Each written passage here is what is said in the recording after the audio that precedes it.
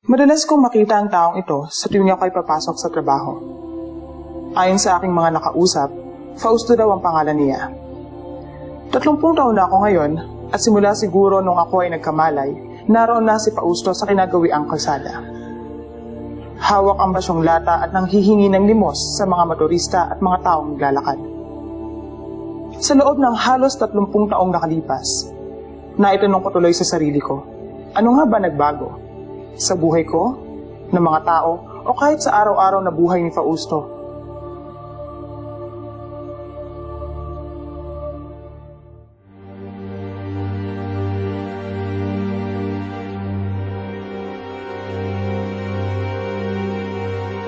Kinabukasan, kaunlaran, ipagpatuloy ang kaunlaran.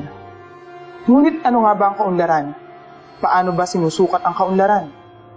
Sa tulad nating mga simpleng mamamayan, simple lang naman ang sukatan ng kaunlaran ng bayan.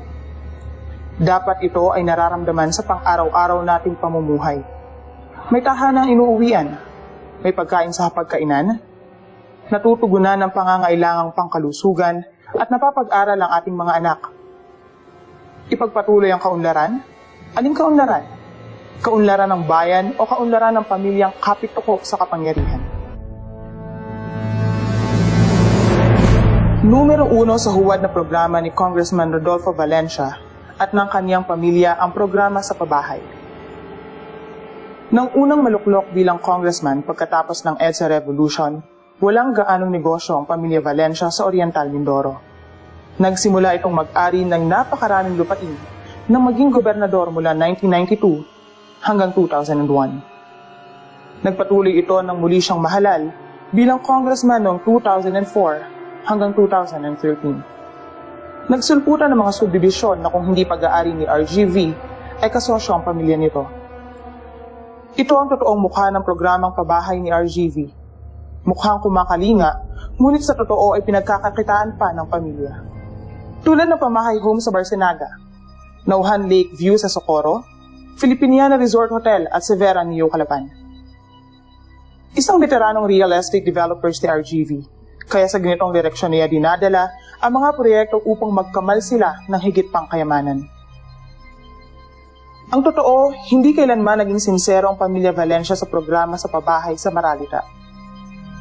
Patunay dito ang daang-daang pamilyang nakikitirikan lamang sa likod mismo ng kanyang White House sa Calapan. Sa loob ng halos 3 dekada, ang mga taong ito at ang iba pang informal settlers ay ninakawan ng kinabukasan para sa isang mas maayos na tahanan. Sa nakalipas na 30 taon sa kapangyarihan, mula congressman, naging gobernador, at ngayon ay matatapos na naman ang termino bilang congressman. Natural lamang na sumahin natin ang mga naging accomplishments ni RGV sa larangan ng infrastruktura. Hindi birang 30 taon kung pag-uusapan natin ang halaga ng pondong hinawakan niya na dapat inilagak sa mga matitinong proyekto. Ngunit ba napakaraming kalsada ang nananatiling lubak-lubak? Bahagi ba ito ng kaunlarang nais niyong ating ipagpatuloy? Problema din hanggang sa ngayon ang konstruksyon ng Abaton Bridge sa Barangay Parang sa Calapan. Sa biglang tingin, mukhang maganda ang proyektong ito dahil ito ang magpapabilis ng transportasyon mula sa bayan ng Nauhan. Ngunit tila yata pilit ang proyektong ito. Tila hindi pinag-aralan ng lokasyon ng proyekto. Ang matindi pa, dekada na ang binilang mula ng simula ng proyekto. Gumugol na ng 600 milyong piso ang pamahalaan, ngunit bakit hindi pa ito matapos-tapos? Nilagyan ito ng tulay dahil 38 ektarya ang lupaing pag-aari ni RGV sa paligid nito. Higit na lalaki ang presyo ng kanyang lupa kung malalagyan ito ng tulay. Gawain ito ng iba pang mga ganid na politikong real estate developer. Hindi matapos-tapos ang proyekto dahil tila walang balak na tapusin ito. Hinihintay na masira, saka uli itutuloy at hindi tatapusin. Hihintayin muling kainin ng tubig upang magkaroon na naman ng dahilan upang kumpunihin. Paulit-ulit na korupsyon. Paulit-ulit na pagnanakaw sa mga mamamayan. Sa katotohanan, mabibilang ang mga proyektong infrastruktura sa lalawigan na pinupondohan ng opisina ni Congressman RGV mula sa kaniyang pork barrel. Lingid sa kaalaman ng mga mamamayan, Ang pondong dapat na inilalaan niya sa mga proyektong ito ay inililipat sa Mindoro Kabuhayan Foundation Incorporated at K4 Oriental Mindoro Council.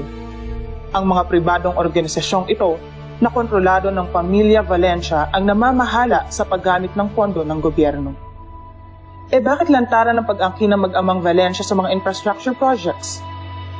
Kasi sila rin ang nag-ahari sa DPWH sa Oriental Mindoro. Dahil wala na silang pondong maipagpagawa, sasakay na lamang sila sa mga proyekto ng DPWH at lalagyan ng kanilang mga mukha at pangalan na para bang utang na loob pa natin sa kanila ang pinagpagawa ng mga proyektong ito. Mas karumal-dumal pa, 30% padulas ang kinukuha sa mga nananalong kontraktor. Sa loob ng halos 3 dekada, ang mga Mindoreño ay nililinlang ng pamilya Valencia at ninanakawan ng kinabukasan para sa isang maayos na buhay. Aktibo si Congressman Valencia at ang K4 ni Nico sa di umano'y pagsuporta sa kinabukasan ng mga kabataan sa pamamagitan ng pagsakay sa programa ng TESDA. Dahil nga wala ng pondong magamit, magpapanggap na lamang ang mag-ama na pangunahing tagapagsulong ng TESDA scholarships sa Oriental Mindoro. Nitong nakaraan lamang taon, 600 nagsipagtapos sa mga TESDA courses ang pinangakuan ng overseas employment ni Congressman RGV at ng K4. 2,000 piso ang hininging processing fee sa bawat aplikante. Sa kasamaang palad, kasamang naglaho ng 2,000 piso ang pangarap ng mga kabataang harap-harapang nilinlang ng huwad na proyekto ng mag-ama. Nakasakay ka na ba sa multicab na katulad nito? Ito ang pinamumudmod ni Congressman RGV at ng K4 sa iba't ibang mga barangay bilang tulong umano sa barangay.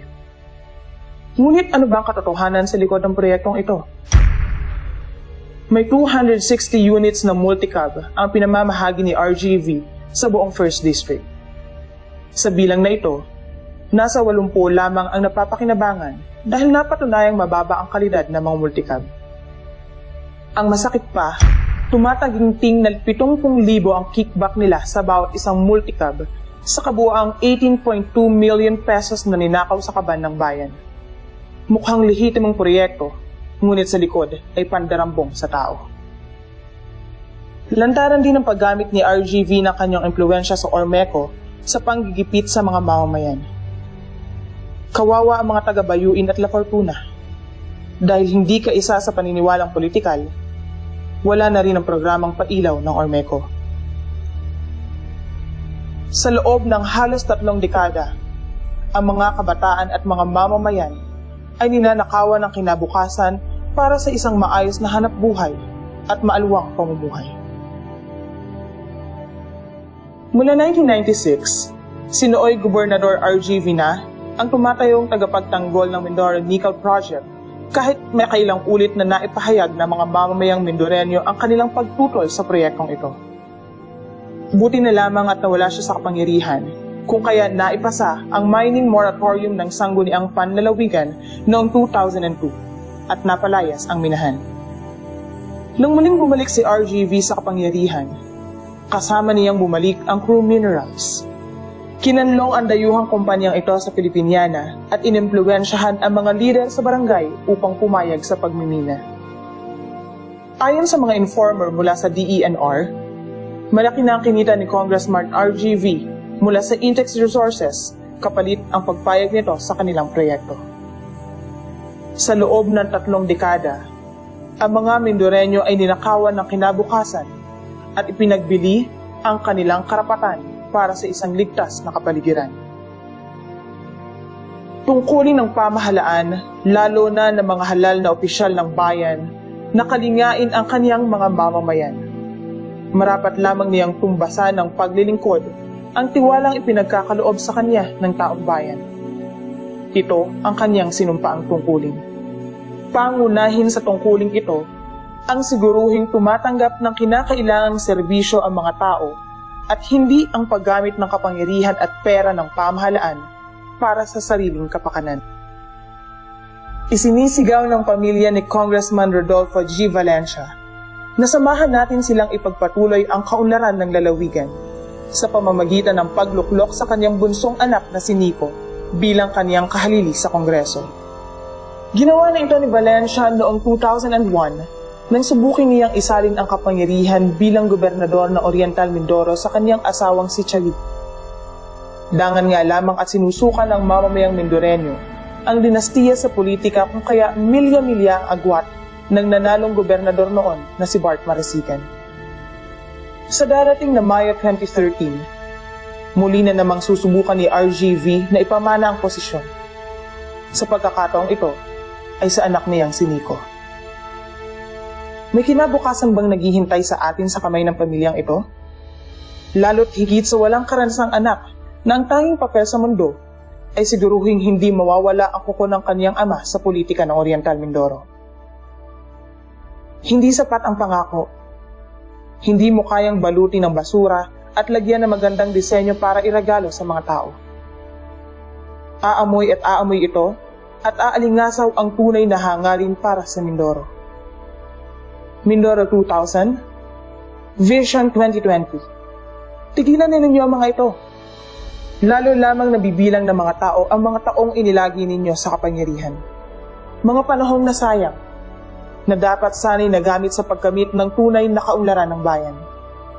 Kaunlarang nararamdaman ng mga mamamayan at hindi ng pamilyang negosyo ang laman ng puso't isipan. Sa patuloy kong pagmamasid kay Fausto, aking napuna na ang pamilya Valencia pala ang nagbibihis sa kanya. Noon ay aking natanto. Anong kinabukasan nga ba ang naghihintay sa Mindoro sa kamay ng pamilyang ito?